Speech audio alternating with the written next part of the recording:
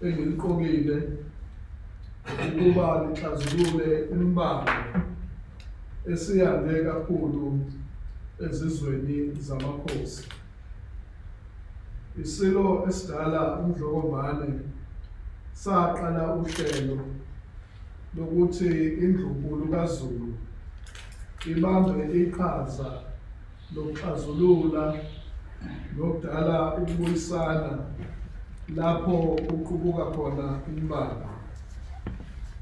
Nethula ithimba labantwana basendlunkulu abasebenze isikhathi eside noMdlokombane benza lo msebenzi.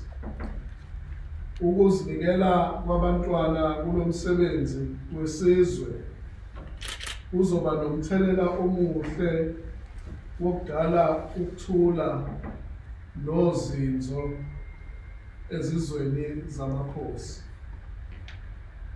Umthetho iKZN Traditional Leadership and Governance Act 5 la-2005 unikeza igunya kuNgqongqoshe wezokubusa nokubambisana esifundazweni ukuba angamele zonke izindaba ezithinta ubukhosi.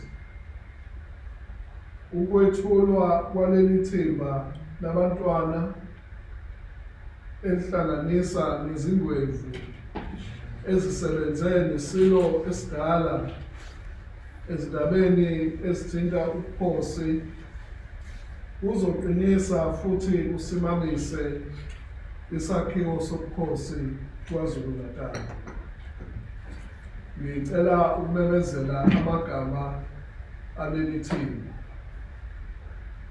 Umntwana uMathubesizwe kaBhekuzulu ozohola ithimba.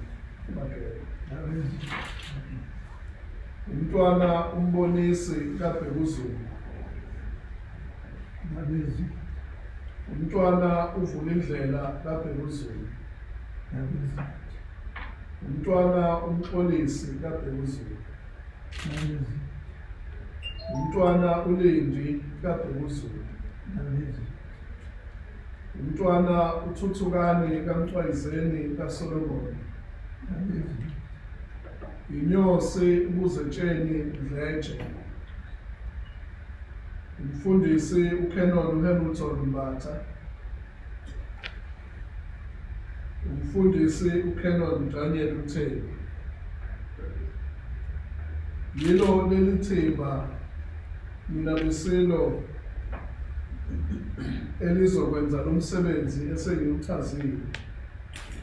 Imindeni yamakhosi ethintekayo ezodinga ukubambisana naleli thimba labantwana izokwaziswa ngokusebenza kwalo ngohlelo lakwaKhotha.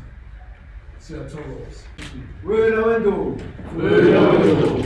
Wena wendovu. Wena wendovu. Bayede. Bayede.